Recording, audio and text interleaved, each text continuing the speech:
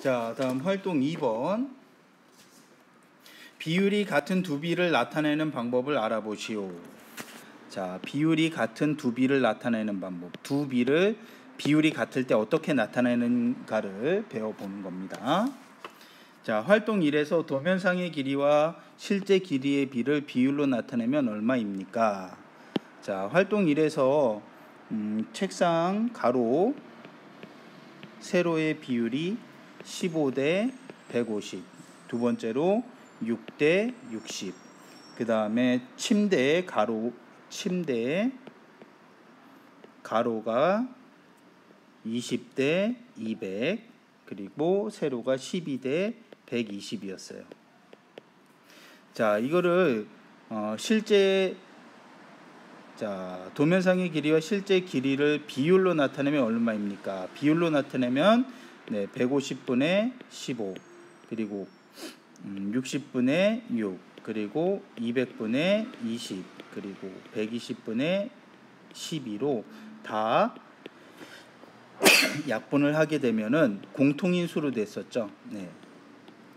비율을 실제 길이의 비를 비율로 나타냈을 때 모두 10분의 1로 나타낼 수 있다는 걸 알 수가 있어요. 그럼 모두 10분의 1로 비율이 같다라는 거죠. 그럼 비율이 같은 두 비 15대 150도 비율로 나타내면 10분의 1이었고, 그 다음에 6대 60도 비율로 나타내면 10분의 1이었죠. 그러니까 10분의 1, 10분의 1 비율이 서로 같은 거였죠. 그러면 15대 150은 6대 60과 같다라고 쓸 수 있습니까? 네, 비율이 같으니까 서로 같다라고 쓸 수가 있겠죠.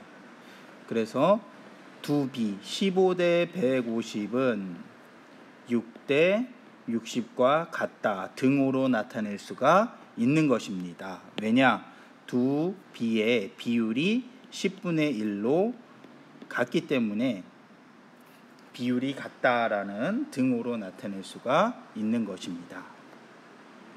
자, 그 다음에 아주 중요합니다. B의 2대 3에서 2와 3을 B의 항이라고 하고, 중요한 겁니다. 무엇이라고 한다?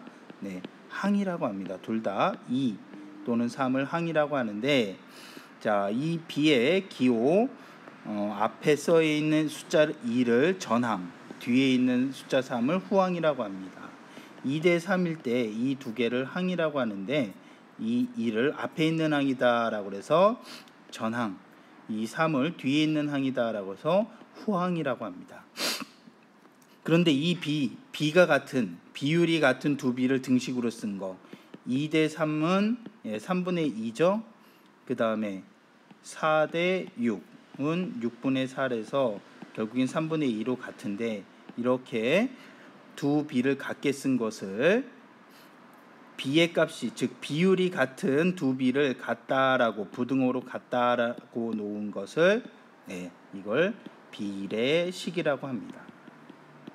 즉 비율이 같은 두 B를 등호로 같다, 이퀄이라는 등호를 사용해서 2대 3은 4대 6과 같다라고 나타낼 수 있는데, 이와 같은 식을 비례식이라고 한다.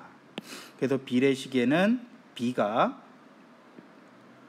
두 개가 나와 있는 게 등호로 연결된 식. 쉽게 설명해서 두 B가 등호로 성립된 식을 비례식이라고 해요. 비율이 같은 두 B를 등호로 사용하여 나타낸 식이다. 두 B가 등호로 성립된 식인데, 이거는 무조건 비율이 같을 때 2대 3은 4대 6하고 같아요. 왜냐? 2대 3은 3분의 2고 이걸 비율로 나타내면 6분의 4인데 같은 수로 3분의 2, 즉 3분의 1, 3분의 2는 같으니까 나타낼 수 있는데, 무조건 등호로 나타낼 수 있다는 아니에요. 5대 6 이거는 성립될 수가 없다는 거죠. 왜냐? 2분의 3은 3분의 2인데 5대 6은 6분의 5로 나타낼 수 있어요. 이게 두 개가 같냐? 같지가 않죠. 비례식은 이 등호가 성립될 때를 비례식이라고 한다는 거예요. 자, 비례식 2대3은 4대6과 같다 해서 바깥쪽에 있는 두 항을 2와 6을 외항, 안쪽에 있는 두 항 3과 4를 내항이라고 합니다. 다시 한번 설명하면 2대3은 4대6과 같은데요. 우리가 여기 이제 비례식이에요. 맨 바깥에 있는 항을 외항, 바깥 외자를 써서 외항, 3과 4 안쪽에 있는 비례식에서 안쪽에 있는 수를 내항이라고 합니다. 그래서 오늘 두 B에서 2대3과 같이 전항과 후항, 요건 B에서 나타내는 거고요. 비례식에서는 이런 두 B가 같은 이퀄로 등호가 성립된 비례식에서는